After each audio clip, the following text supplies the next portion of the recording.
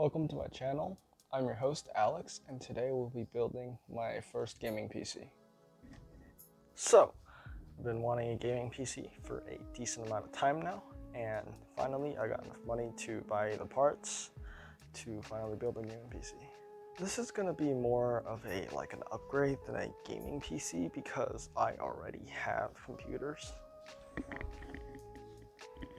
I have two computers. I had two computers. They're very old though, so it's time for an upgrade. But I am putting in a new case, so we're gonna call it a gaming PC anyway. So I actually have no idea how to build a gaming PC, so I'm gonna have a YouTube running in the background telling me how to build a gaming PC. We started off with the motherboard, the Z490 Steel Legends. It was from Asrock. My cousin gifted it to me for my birthday, and it supports 10th and 11th gen chips. Out of the box there was the motherboard and also like an envelope that had stickers and cable ties for cable management, so that was good.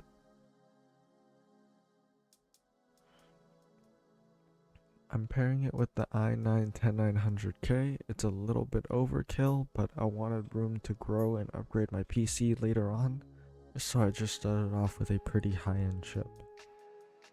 The installation of the CPU is actually quite simple, although I've never built a computer before, but it was really beginner friendly. Next up were the RAM sticks. I had 32 gigabytes of DDR3 RAM I pulled out from my old computers, but apparently they didn't fit into this motherboard sockets because this motherboard supports DDR4 RAM and my RAM was too old. I didn't know that, so I found that out the hard way. So the RAM sticks didn't really fit, so I just skipped it and moved on to the CPU cooler. The CPU cooler out of the box was actually quite simple to take out, but then there was like this little cardboard piece stuck in between the CPU cooler that I had to take out, which took a little bit of time. After that, I had to attach the brackets, which were easy, but yeah, a little bit complicated because I had to put it into the holes in the motherboard and just kind of fall out occasionally. It was kind of annoying, but I finally got that in. And then we moved on to the actual CPU cooler that we had to put onto the motherboard. I was struggling for a little bit because honestly I didn't really know how to put it onto the motherboard. They gave us brackets, but I didn't really know how the brackets worked, so I was struggling for a little bit. But after I read the manual, when I finally decided to actually read it, because it's the smart decision, I figured out how to do it. It was actually really simple once you read the manual. So when you're building a PC, be sure to always read the manual. So if you're wondering what happened to the rest of the clip, it didn't get recorded because I needed my phone to read the manual, so I couldn't record at the same time. But I did get the cooler attached, and I took off the fans as well because it was just easier to attach all the wires and stuff that way, so I was just going to put it on at a later time.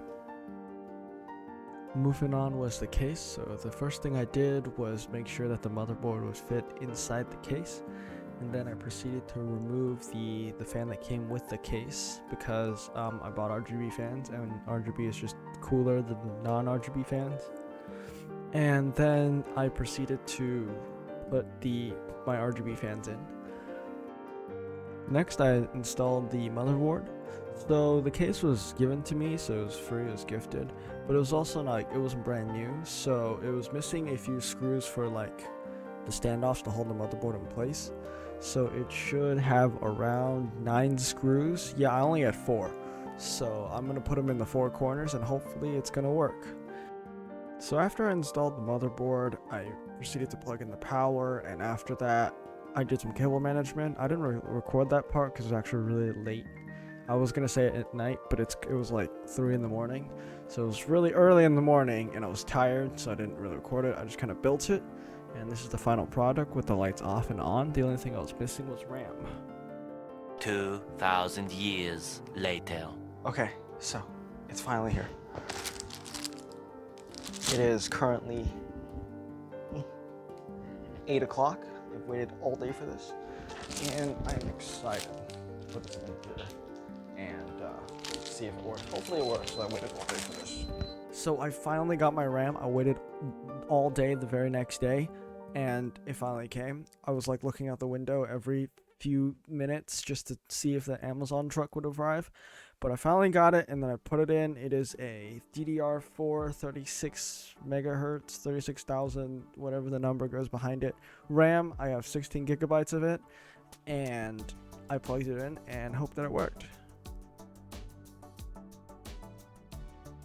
Okay, so the RAM is installed. Now the moment of truth, we're gonna plug it in and see if it works.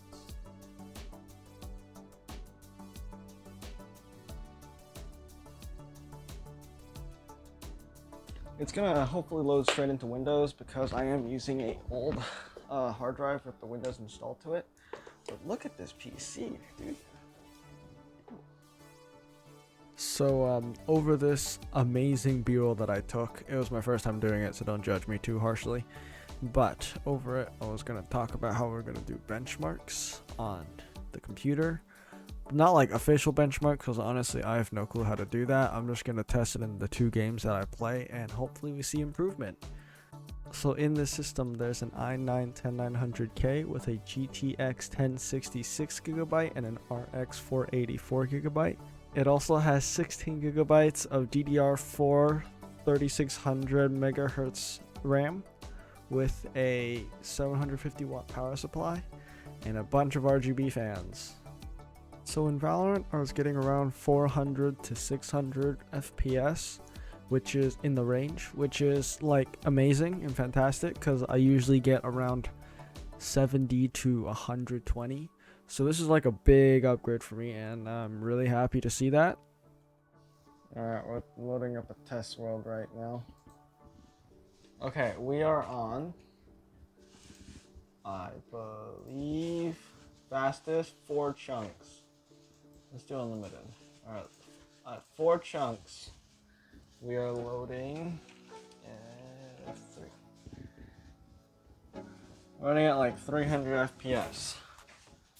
And if we bring it up to, what does people normally do? Render distance is like 12. Okay, we are running at 160 FPS, so I think the graphics card is bottleneck this. Let me see here. I mean, it doesn't really say, I don't think. It's supposed to show you like temperature, right? Yeah, I don't know. 130, 90 FPS. So it's not like crazy insane, but it is playable. I used to play this on like 70 FPS, so it's a win. Alright, so I'm really happy with how this computer turned out. It works, and it's much better than my last 2 computers combined, so that's the end of the video. Hope you enjoyed. Be sure to like and subscribe if you did, and I'll see you in the next one. Peace.